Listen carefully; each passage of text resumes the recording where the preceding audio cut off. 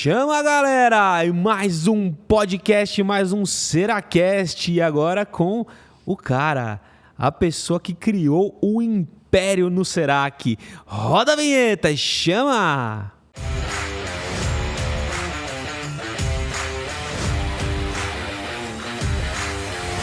Fala, galera! E aí, começando agora esse podcast especial com o meu mentor, meu herói, meu mestre Martins, meu pai. Seja muito bem-vindo, hein? Muito obrigado, Johnny. É difícil agora, nesse momento da nossa vida, saber quem é o mestre e quem é o aprendiz, né? Mas tudo bem, vamos lá, vamos tentar. Pai, eu queria... E eu vou chamar de pai mesmo, mas é o Martins. Martins vai se apresentar e vai deixar um finalzinho pra gente. Eu queria que você, no final, eu vou puxar, explicasse pra gente a sua frase, que a pressão é um privilégio. Legal. Então, pressure is a privilege. Você vai explicar como que você trouxe esse conceito dentro da mentalidade do Serac que fez o crescimento. Mas o tema de hoje é sucessão familiar, né? Legal. Esse é o tema de hoje. Se apresenta pra galera, Martins. Beleza. Bom, eu sou o Martins, José Carlos Martins, presidente do Serac, e sou formado em economia, contabilidade e direito. Sou advogado. E estamos aí com a galera, né, aprendendo aí as novas tecnologias e tal. Já estou falando em metaverso, NFT. Isso aí. Vida louca total. Vida louca. Sabe, galera, o que é mais legal do meu pai, mais legal do Martins, é que ele sempre traz um conceito leve para a empresa. Ele sempre está bem humorado e isso é o exemplo, né? Quando você é um líder, você lidera pelo exemplo, o que você faz, não pelo que você fala. E tanto na vida profissional quanto pessoal. Ele sempre traz essa leveza e muitas vezes ele é leve e brincalhão demais. A gente está num assunto sério, todo mundo falando sério, precisando ganhar tempo, ele vem com as piadas dele. Fala da importância de dar essa leveza, da importância das piadas, até pra galera entender o que você fez dentro desse ecossistema e como você influenciou as pessoas abaixo de você e até os filhos que a gente vai falar. Fala dessa leveza, a importância disso. Beleza, eu sou chamado a atenção direto, mesmo antes, né, dessa nova fase do Serac, que o Serac cresceu dessa forma exponencial, quando eu tinha sócios e reuniões sérias com os outros sócios, e eu brincava, e eles me olhavam de cara feia, assim, porque a coisa era séria. Mas não dá, ainda mais na fase, né, Serac, crescimento exponencial do Serac, é uma loucura, né? Porque a gente está acostumando com um projeto, já vem outro, está acostumando com outro, já vem outro. Então, é uma correria danada. Se a gente for se deixar levar por essa correria, por essa pressão, vai ficar todo mundo sisudo. Então, a gente precisa procurar relaxar o ambiente, né? Contar histórias e tal. Até porque você treinou muito bem o Alberto, né? Porque quando não tá você para fazer a piada, tá o Alberto. Eu estou treinando o Alberto para ser o meu substituto, né? Então, ele tem que incorporar tudo isso. Mas ele já é engraçado por natureza. Eu falo até pro meu pai que ele e o Alberto, eles brincam, fazem muitas piadas, né? Aqui no Serac. E eu dou risada das piadas muito engraçadas e das piadas muito ruins. Aquela que é mais ou menos ruim, eu não dou risada. Mas a muito ruim, ela é tão ruim que eu dou risada, né, pai? Além das piadas sem graça serem engraçadas, as repetitivas também serem engraçadas. Você lembra do There is no mercy? Lembra? Sim, lembro. Eu falava isso toda hora, There is no mercy. Porque aí se torna engraçado pela repetição. Que enche o saco e aí você acaba dando risada, né? Exato. Mas vamos lá, vamos entrar no assunto da sucessão familiar, né? O Serac é uma empresa e se tornou uma empresa familiar e tem muito pai que não consegue trabalhar com o filho, né? Tem dificuldade de trabalhar com o filho e também, por outra via, né? O filho não consegue trabalhar com o pai, não consegue entender isso. A partir de que momento você entendeu que era bom trabalhar com os filhos? Como é que foi essa jornada, essa construção? Legal. Bom, foi a partir do momento que eu comecei a ver que eu já estava aprendendo com os meus filhos antes mesmo deles atingirem uma idade de trabalho. 16, 17, 18 anos. E eu vou contar uma história, então, para ilustrar isso, que aconteceu com você. Nós estávamos indo para o tênis, para o jogo de tênis, era um domingo de manhã, 8 horas da manhã, quer dizer, era menos de 8 horas, porque 8 horas começava o jogo, e você não jogava ainda, você estava na fase de pegar a bolinha ali para a gente. Uhum. Tivera eu deixado você naquela fase eternamente, porque hoje eu já não consigo ganhar de você, né? Nada, terrível. Mentira. E aí, o que acontece? Eu não sei o que tinha acontecido. Eu estava correndo e passando farol vermelho. não estávamos atrasados,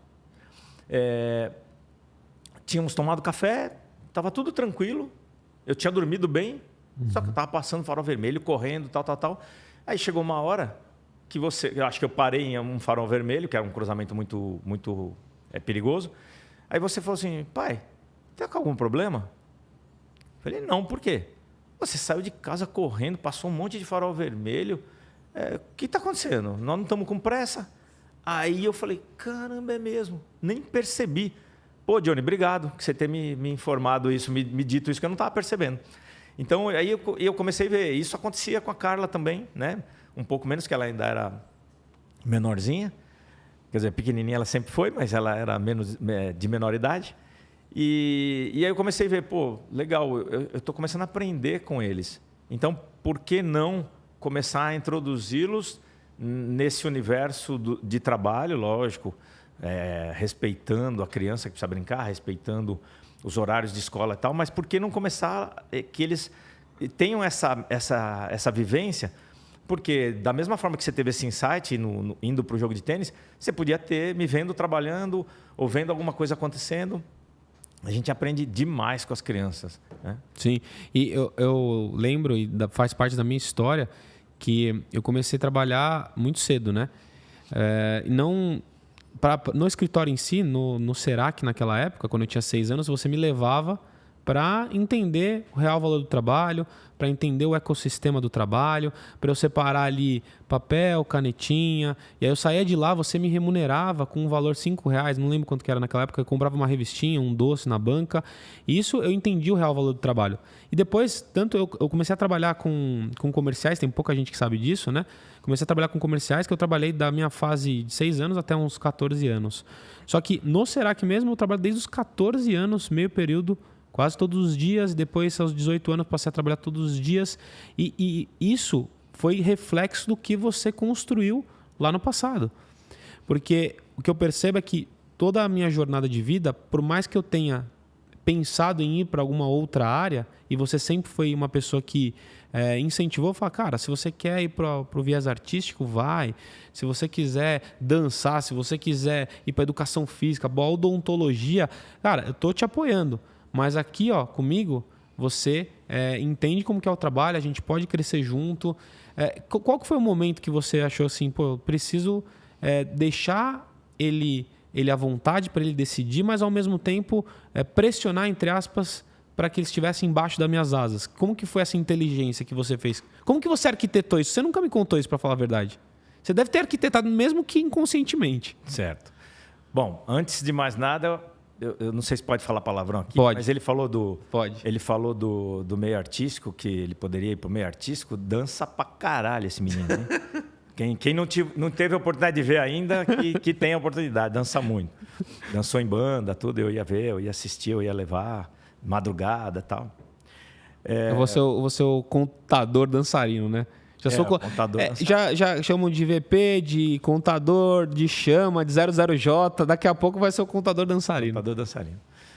Bom, essa questão de colocar os filhos nas asas é desejável para todo pai e toda mãe, né? Pelo sentido, pelo amor, né, dos filhos, né? Mas eu nunca fiz isso, né? Eu nunca fiz isso. Eu falo que eu sou, e agora avô, eu sou o pai que brinca, né? Não o pai que cuida. O avô que brinca, não o avô que cuida. E nas brincadeiras é que a gente vai percebendo a personalidade e tal, e vai decidindo as coisas. Mas uma coisa que não foi pensado, não foi estratégia, apesar da brincadeira, não foi estratégico, mas eu não queria que forçasse vocês a trabalhar comigo. Eu desejava isso, mas não queria forçar. Porque forçar... E isso vai para o outro lado, né? Se você deixar os filhos, e aí para os empresários que têm os filhos e que estão formando sucessores, eu posso dizer que se você deixar os filhos como empregados, né, e não deixar que os filhos cresçam, desenvolvam, vai perder os filhos. Você não vai ter os filhos por muito tempo, porque eles vão se desenvolvendo. Se você não tiver a humildade de entender que eles estão desenvolvendo e que você pode contar com eles para eles criarem, para eles assumirem partes da sua empresa e depois toda a sua empresa, você não vai conseguir deixá-los embaixo da asa de vocês. Quiser deixar embaixo das asas como empregados, limitados, eles não vão ficar. Vão criar força, vão arrastar sua asa ali e vão sair fora e vão para o mundo, né? Eu tive essa felicidade de não incentivá-los a ficar comigo, né, bem embaixo das asas, mas incentivá-los a ficar comigo e ganhei dos dois lados, né? Ganhei na companhia, que a gente se vê praticamente todo dia. Hoje em dia é difícil pai e filho que se vê todo dia. E ganhei na sucessão da empresa. Hoje eu posso... Eu falo para todo mundo, se eu não tivesse os dois e também os outros líderes, né? Mas principalmente os dois, Jonathan e Carla, eu teria que 24 horas trabalhando. Eu não conseguiria fazer outra coisa com a empresa desse tamanho. E hoje eu posso me dedicar, cuidar da minha saúde, fazer as viagens. Viajar, né? Você é um dos caras mais viagem que eu conheço. E tem que viajar mesmo, tá certo, tá certo. É isso aí, tem que usufruir do que você construiu. E as viagens também tem a estratégia das viagens com vocês. Exato. Né? Posso falar agora? Pode, fala. Numa próxima. Fala. O que agrega, o que arredonda o relacionamento profissional, a gente ter relacionamentos fora, né, relacionamento com os filhos fora do ambiente profissional, é de uma grandeza assim, sem precedentes. Então, por exemplo, eu jogo tênis com o Johnny. Então, toda semana a gente se encontra no jogo de tênis. E ali, o tênis é um esporte excelente para você perceber concentração e estratégia que dá para você usar profissionalmente. Então, quando você está acostumado a ficar concentrado ali no seu esporte, você vai conseguir se concentrar no seu trabalho. Quando você está acostumado a fazer estratégia no seu esporte, você se acostuma mais fácil a fazer estratégia no seu trabalho. Tem um outro dado, né, que a gente passou juntos, que foi a capoeira. Teve uma época que nós fazíamos capoeira junto, eu e o Johnny. E a capoeira também é muito importante para você montar a estratégia. Porque você tem os ameaços do golpe, as esquivas do golpe. Então, você tem que saber quando atacar, quando esquivar.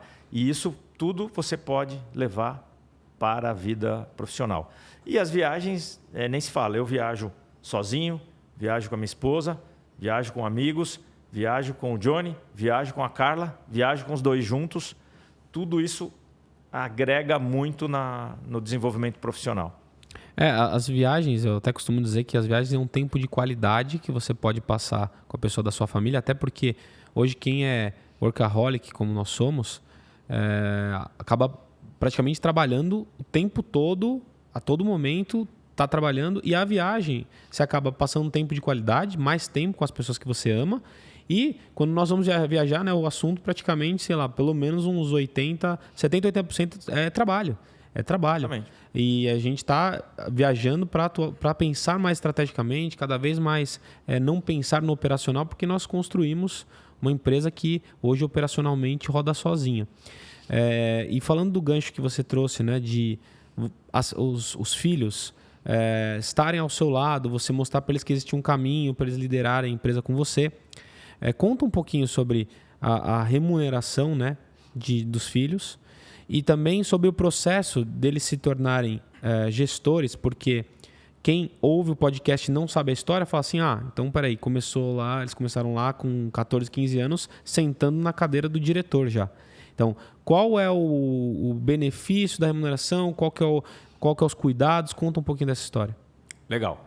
Só para não perder o gancho do tema anterior, da gente trabalhar enquanto viaja, normalmente você vê tocando o celular ali e você está a passeio, você fala assim, caramba, esse cliente aqui me ligando agora, onde eu estou?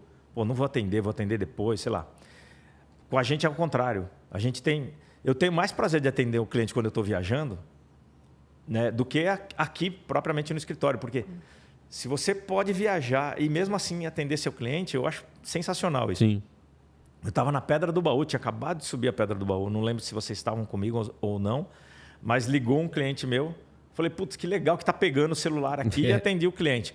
Aí eu falei, pois não, pô, Martins, eu tô em Machu Picchu. O cliente estava em Machu Picchu. E tava te ligando. E tava me ligando e para resolver uma questão. E eu, na Pedra do Baú, consegui atender ele, consegui resolver a questão dele.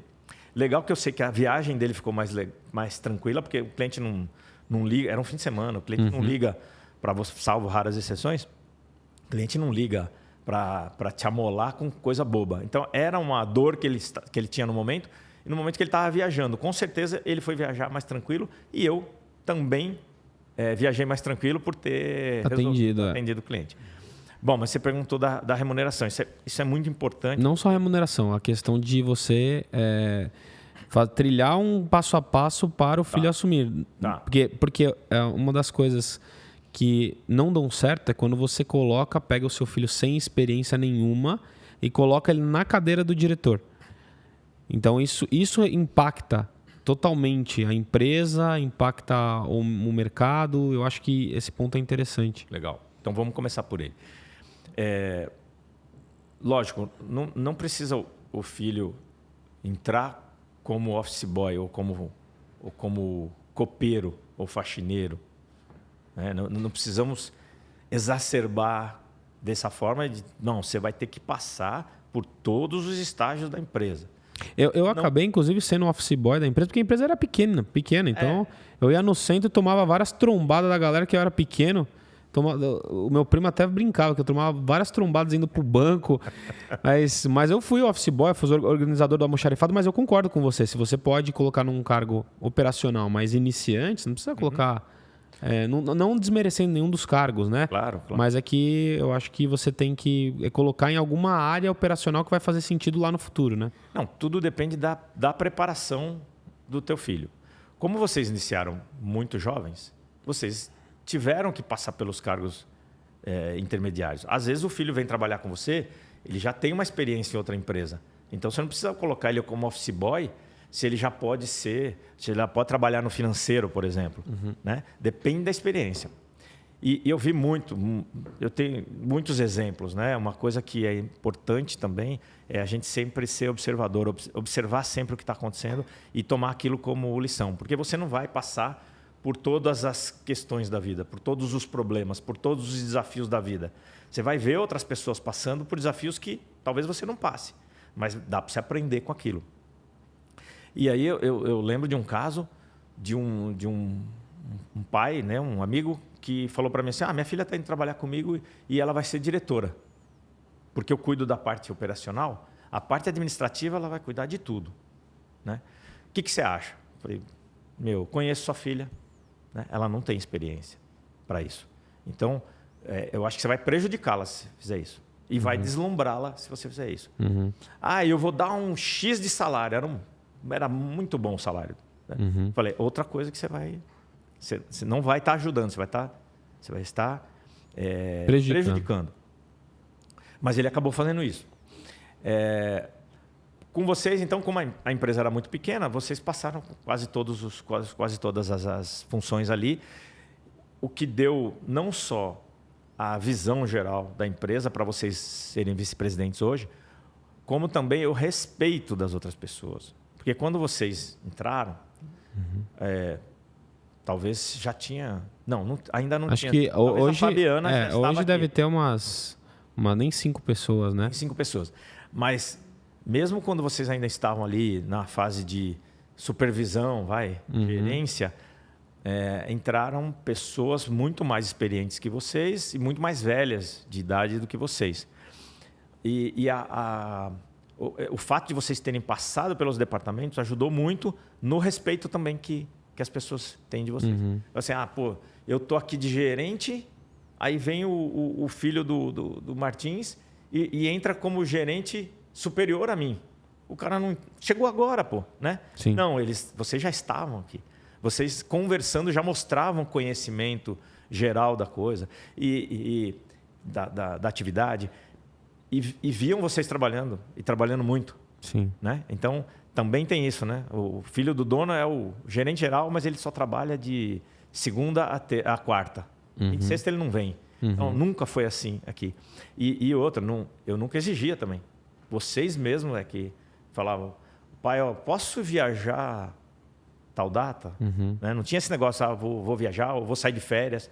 Nunca tivemos negócio de férias de 30 dias. E até enganchando na sua próxima pergunta, que eu já te fiz, mas para você continuar o raciocínio, porque você criou o sistema para a gente não vender para você o nosso tempo, mas sim vender o nosso resultado. Então você não mostrou que o caminho era assim, ó, vocês estão aqui para mim porque eu estou comprando o tempo de vocês. Então eu sou o pai, estou comprando o tempo do filho. Não, eu sou o pai e estou comprando o seu resultado, as suas ideias. E isso, né, a gente tinha que teve a consciência de respeitar toda a sua experiência. E você teve a consciência da gente trazer questões novas, né? Inovação para o mercado. Fala sobre essa questão de resultado. Como que é a remuneração ideal que você acha? Legal.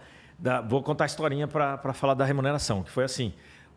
Isso foi um amigo meu que falou assim, estou saindo da empresa do meu pai, não aguento mais trabalhar com ele. Mas por quê? O que acontece? Não, é aquela história de formar sucessores ou formar herdeiros, né? O pai tem na cabeça, na empresa, que os filhos são herdeiros. Ele nem pensa em sucessores. Porque aí como ele se comporta? Então, o filho tinha um cargo lá, vamos dizer, auxiliar administrativo, não lembro exatamente do exemplo correto. E ele viu que um empregado, um estranho à família, ganhava mais que ele, tinha o mesmo cargo e ganhava mais que ele.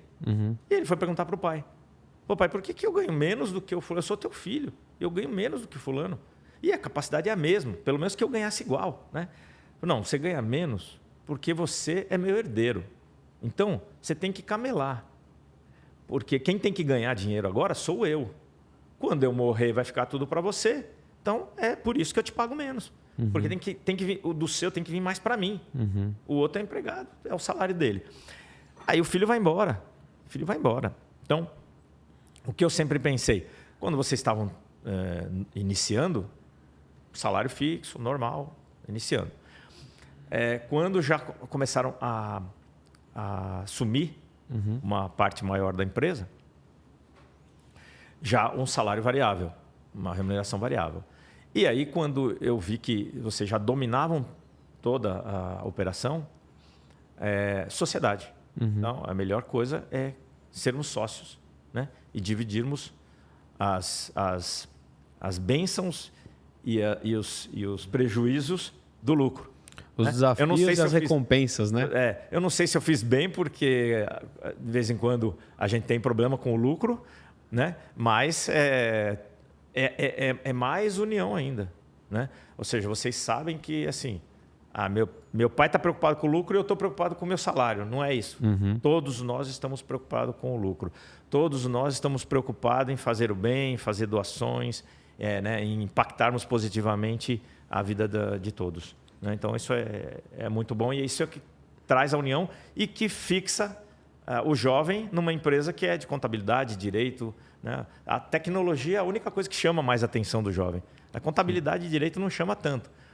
Para que os jovens fiquem com os pais num universo da contabilidade, tem que ter o incentivo, tem que ter o trabalhar junto. Né? Sim, o grande insight que eu aprendi com você todo esse tempo, né, foi essa frase, né, que a gente aprendeu indiretamente, mas não existe sucesso sem sucessores. Não crie herdeiros, crie sucessores. Como que você cria sucessores? Sendo o exemplo, sendo o líder que lidera pelo exemplo, pelo que você faz, não o que você fala. E você lidera a família nas suas questões pessoais, de saúde, nas suas questões de mentalidade, você lidera muito bem, você é um líder de alta performance e você forma outras pessoas, né? Você forma outros líderes, porque grandes líderes formam outros líderes.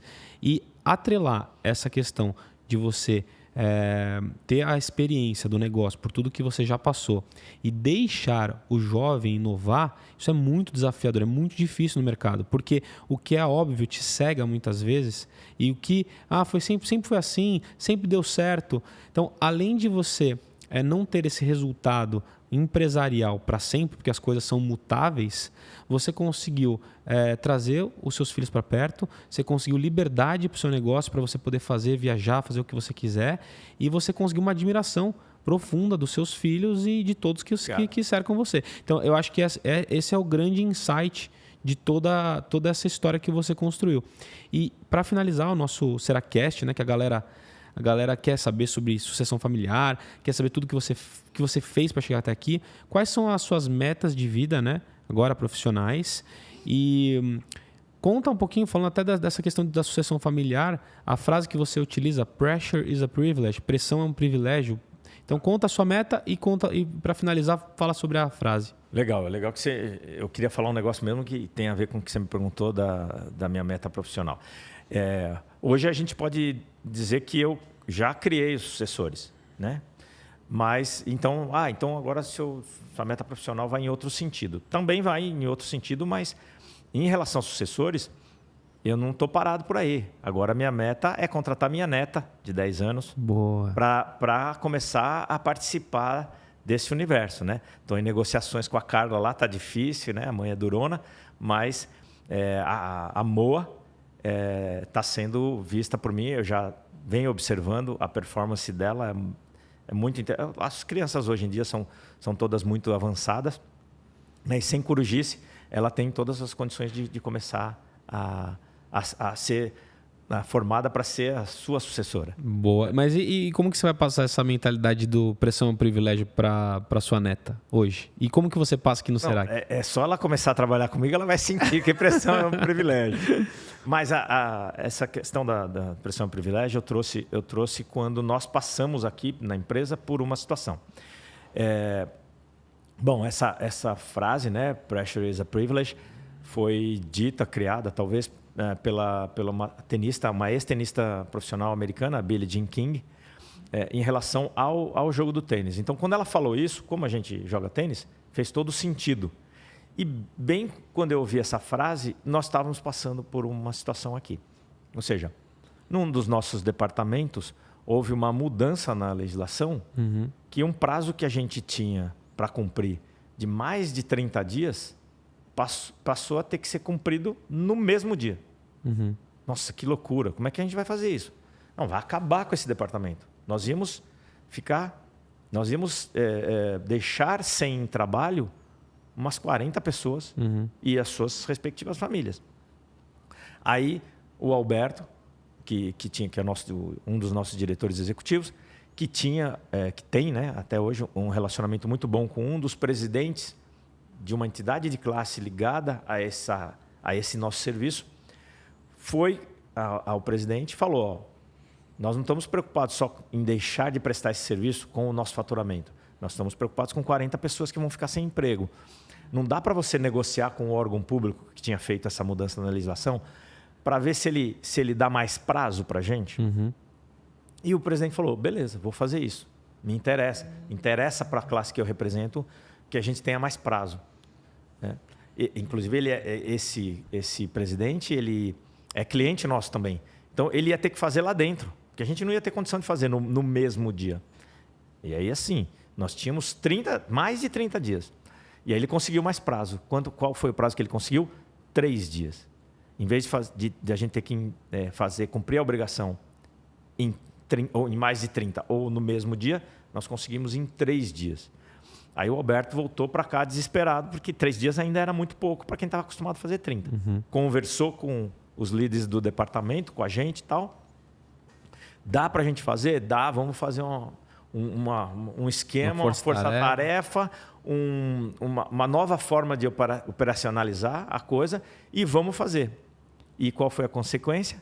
Houve um aumento de faturamento desse departamento que seria extinto. Houve um aumento do departamento, do faturamento desse departamento, o que me fez pensar, pô, legal, pressão é um privilégio. Toda vez que você sente a pressão, você é colocado sob pressão, lógico, você tem que ter um preparo, uma calma, né? Um preparo psicológico, mas se você aceita a pressão como uma coisa boa e não como uma coisa ruim, você sai dela muito maior. Por isso que é um privilégio. O desafio, né? O desafio que você tem diariamente é a pressão que você sente, né? Quando você pensa que não existe zona de conforto na zona de crescimento, nem zona de crescimento na zona de conforto. Você está feliz na zona de conforto? Tranquilo. as pessoas são felizes na zona de conforto, mas zona de crescimento é um momento de ser pressionado, é um momento de desafio, e aqui no Serac a gente é desafiado o tempo todo. Então, as pessoas que querem trilhar a jornada com a gente fala da zona de crescimento mesmo. A gente está tão acostumado com a zona de crescimento que quando você começa a entrar na zona de conforto, aí é que você fica incomodado. Normalmente a pessoa se incomoda quando sai da zona de conforto. A gente se incomoda quando a gente vê, puta, eu estou entrando na zona de conforto, peraí, não estou crescendo. Deixa eu ver o que eu faço para sair dela. Eu nem sei qual que é essa zona de conforto, porque eu nunca fui lá. Mas o que eu ia falar é que o empreendedor, né, que eu até falei agora há pouco, que o empreendedor ele tem que se sentir confortável no desconforto. No desconforto. E é assim. E eu quero agradecer bastante Martins, meu pai, meu ídolo, meu herói. Não posso falar muito, senão eu começo a chorar aqui. Mas eu quero dizer que o Martins, ele é um dos mentores no Missão Contador, vai falar sobre sucessão familiar, vamos marcar inclusive uma live. Então, a gente preza muito por incentivar o jovem a ser contador, a entrar nesse mercado. A profissão contábil ela é pouco sexy, né? As pessoas elas não veem como uma profissão que tem glamour, ou nossa, o cara é contador. Mas nós temos que pensar que o contador ele cuida do patrimônio dos maiores empresários ou dos empresários, empreendedores que geram recursos para o país. Então a gente quer incentivar o jovem a ingressar nesse mundo, a trilhar, a ser um sucessor do pai. Incentivar o pai também a deixar o jovem criar. Então, o jovem respeitando o pai respeitando o jovem. Eu creio que esse lado, na minha concepção, vai muito da vontade muito maior do pai em ceder ao jovem. Então, ou seja, o mérito é muito mais dele do que nosso. Lógico, acho que ambos têm os méritos em trabalharem juntos, mas na minha visão sempre foi você, né, pai, que trouxe isso. E eu quero chamar você para que você venha à nossa imersão, que vai ser dia 20 e 21 de maio, no Missão Contador. Você que quer mudar o seu negócio, inclusive com sucessão familiar, vendas, marketing digital, processos, pessoas, vem para a nossa imersão, que a gente vai trocar experiência, inclusive networking com o José Carlos Martins, hein? Almoçar junto, vai conversar, trocar ideia, vai ser muito bom. Obrigado, tamo junto e manda um chama. Quer fazer duas frases finais? Faz uma frase final foda. Sempre me pergunto se eu acho que eu tenho sorte, e eu digo que eu tenho muita sorte na vida, mas a sorte sempre me encontra quando eu estou trabalhando. E quanto menos você me vê, mais eu estou fazendo. É isso aí, chama! Tamo junto, valeu!